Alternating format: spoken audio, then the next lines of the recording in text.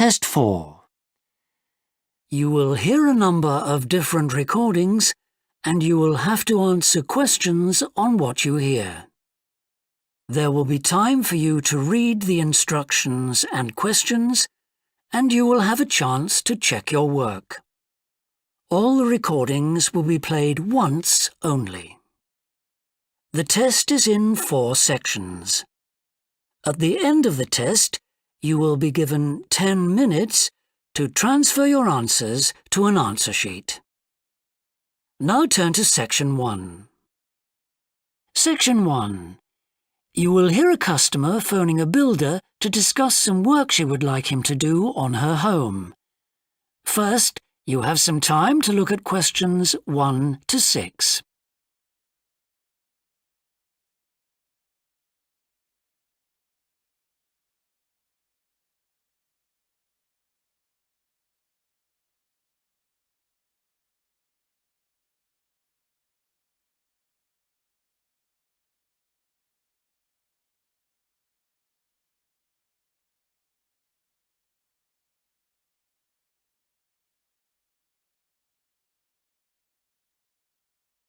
You will see that there is an example that has been done for you. On this occasion only, the conversation relating to this will be played first. Thorndykes? Good morning. Is that Mr. Thorndyke? Speaking. How can I help? I've got quite a few things which need painting and fixing in the flat, and I wonder whether you'd be able to do the work. I'm sure I'd be able to help, but let me take down a few details.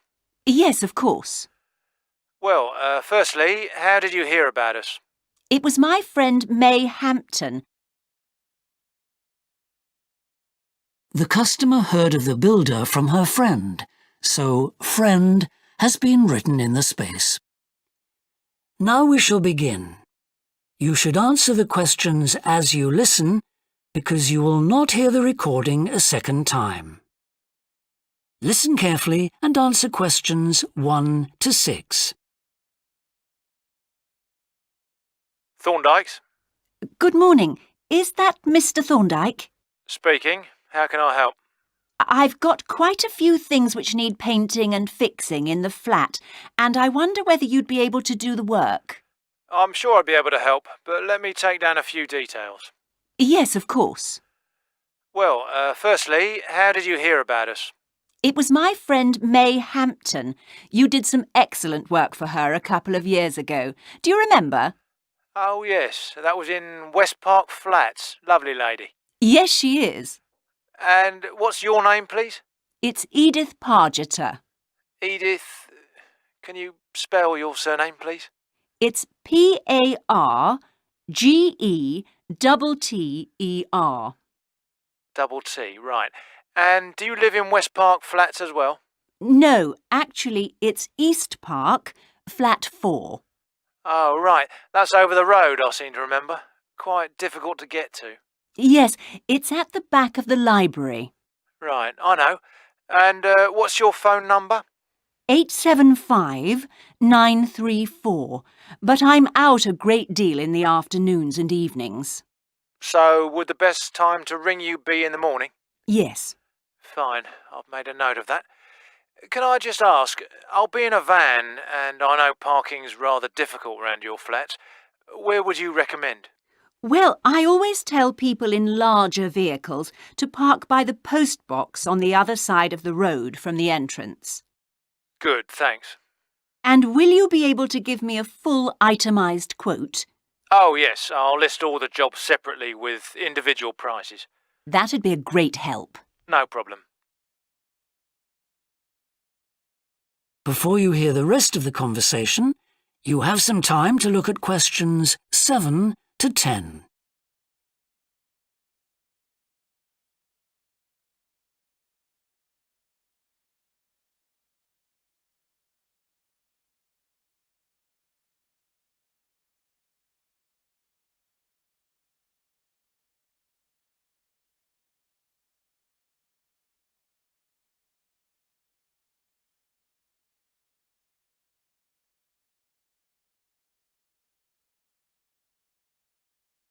Now listen and answer questions 7 to 10. Now, what would you like me to do? Firstly, and most urgently, is in the kitchen. With all the weather damage, the glass in the door has cracked and I'd need that fixing. I presume you mean replacing? Oh, yes, and as soon as possible. What I'll do is come round tomorrow morning and do that immediately. Oh, thank you so much. The other things aren't so urgent, but, Now, I'll make a note of everything you want doing. well, in the kitchen, I'd like some painting doing. All the kitchen walls? Just the area over the cooker. It's very greasy. Right, it does tend to get that way. Yes. Well, if you want a proper job done, what I'd need to do is strip the old paint and plaster it about a week before I paint it. Of course. Now, May tells me you also do work in the garden. That's right. Well, I'd like you to replace a fence. Just one? Yes, at the far end. Fine, shouldn't be a problem. And that's the lot. Fine. Yeah, as I say, I can come round tomorrow morning to look over things with you. Well, that's great, thank you. So, I look forward to seeing you tomorrow at... That is the end of section 1. You now have half a minute to check your answers.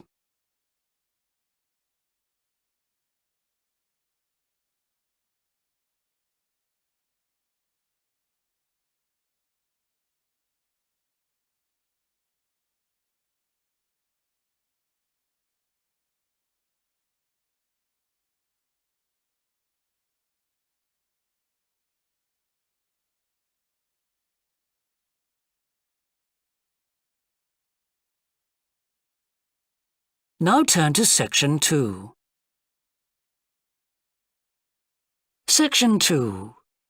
You will hear a recorded talk giving an introduction to the historical theme park of Manham Riverport in England.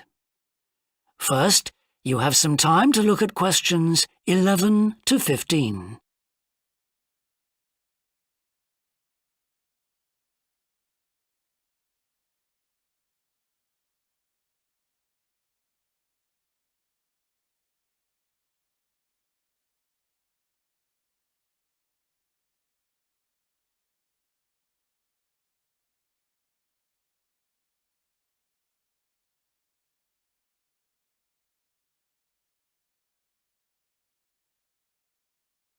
Now listen carefully and answer questions 11 to 15.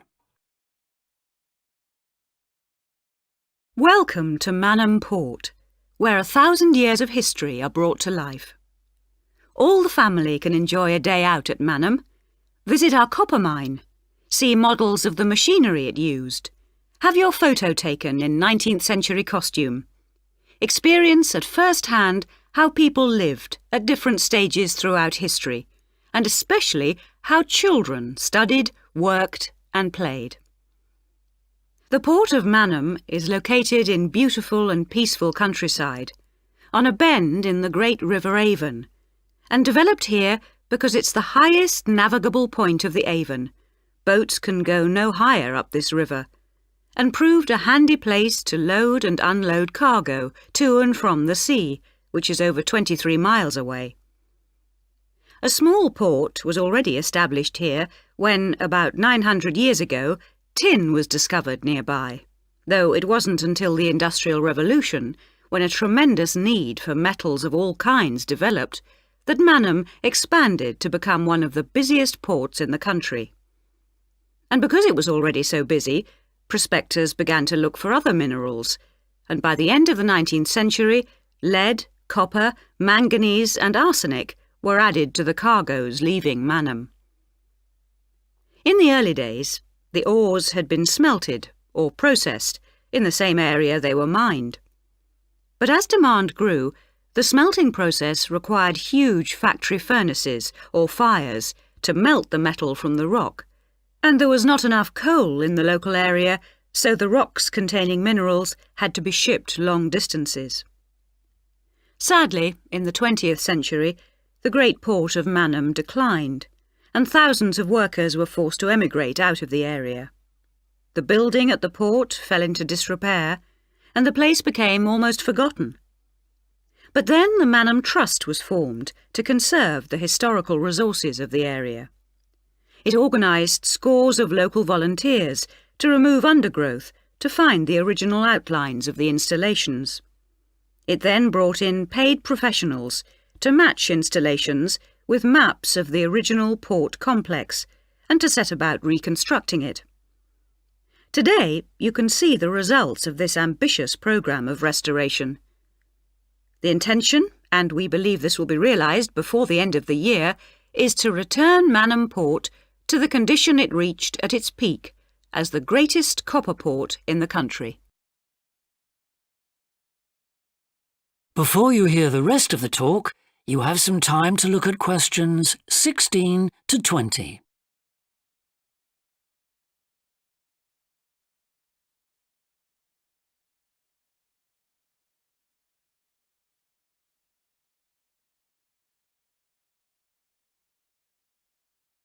Now listen and answer questions 16 to 20. But what can you do and see on your visit today? Here are just a few highlights. We suggest you start with the visit to the copper mine. Travel on converted mining trains and journey into the depths of the mountain along seams once worked by hundreds of miners. Watch out especially for the great pumping machines which rid the mine of water. But please be warned that, like all mines, ours is very dark and closed in, and we do say that children under 5 and also dogs should not be taken into the mine. The next recommended visit is to the village school. While looking round the classrooms, take a special look at our display of games, which is one of the largest in the world. And it's recommended that you time your visit to coincide with a guided tour. This will give you the opportunity to ask lots of questions. Near the school is the beautiful old sailing ketch called the George. You're welcome to board the boat and look round the cabins. Look out for the ship's wheel, which was missing until only 5 years ago when it was dredged out of the silt by a local fisherman. We have no idea how it got there, but it's been polished and proudly restored to its original place on the boat. Please take care going down the ladders if you wish to visit the lower deck. We don't recommend you allow young children to use them. So we hope you have a memorable visit to Manham Port, and will tell your friends all about us. That is the end of section 2. You now have half a minute to check your answers.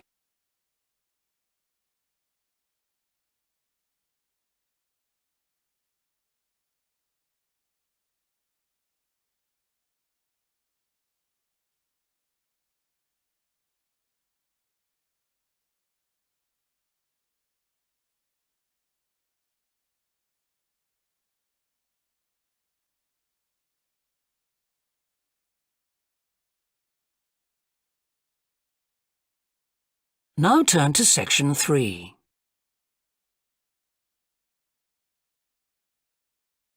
Section 3.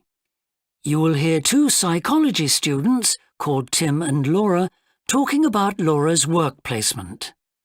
First, you have some time to look at questions 21 to 24.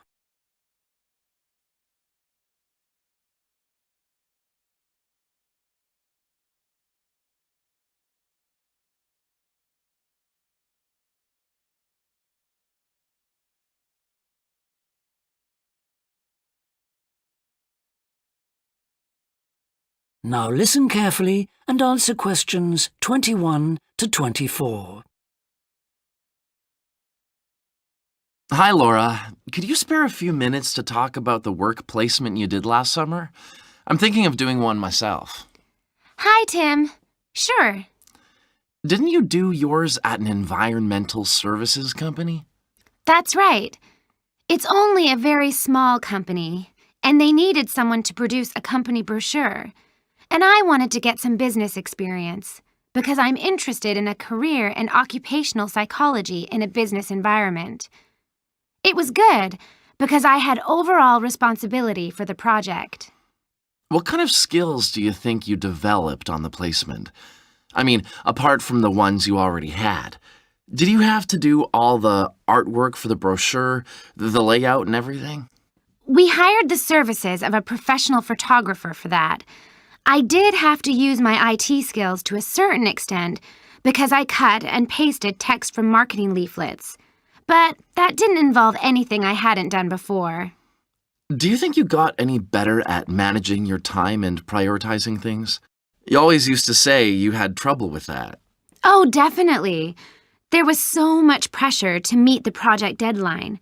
And I also got better at explaining things and asserting my opinions, because I had to have weekly consultations with the marketing manager and give him a progress report. It sounds as if you got a lot out of it then.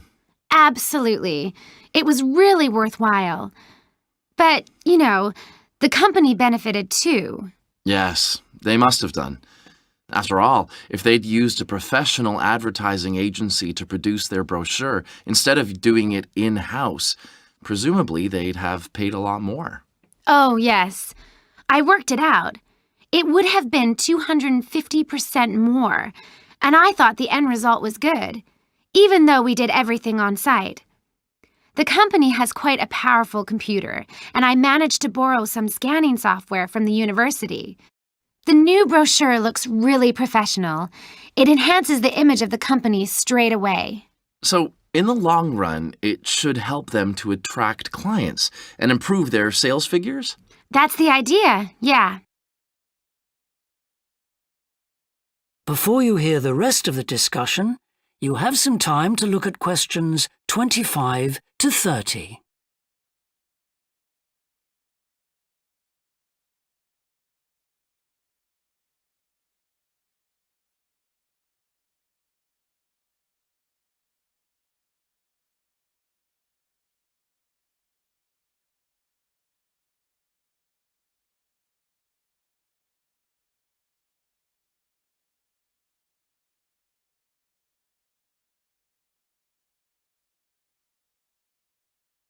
Now listen and answer questions 25 to 30.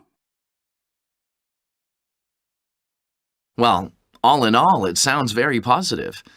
I think I'll go ahead and apply for a placement myself. How do I go about it?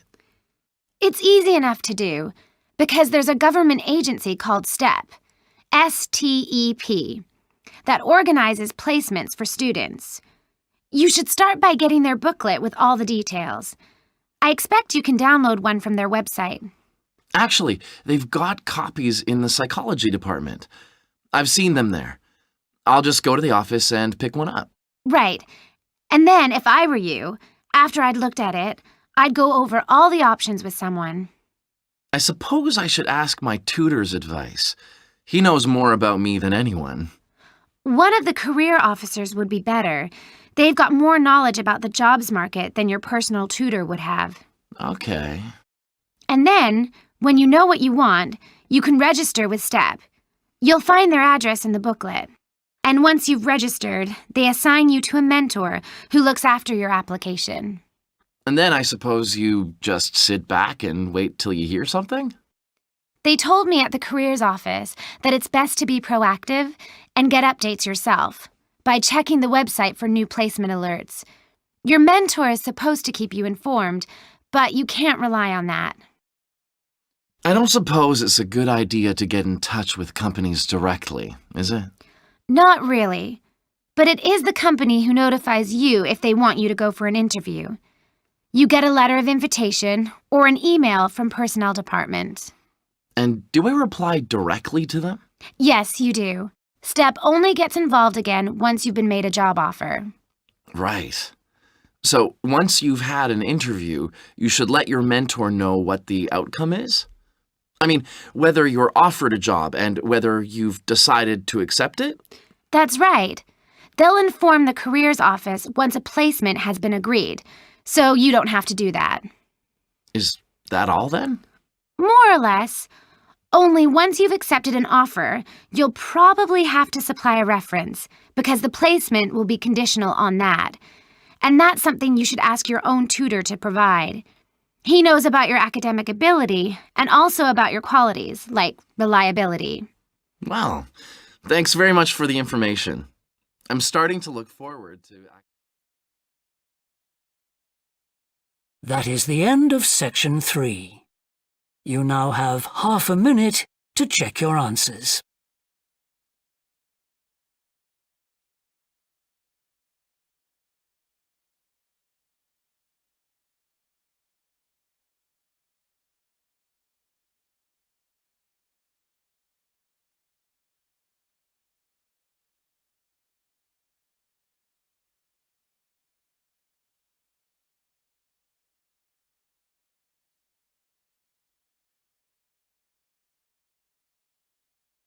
Now turn to section 4.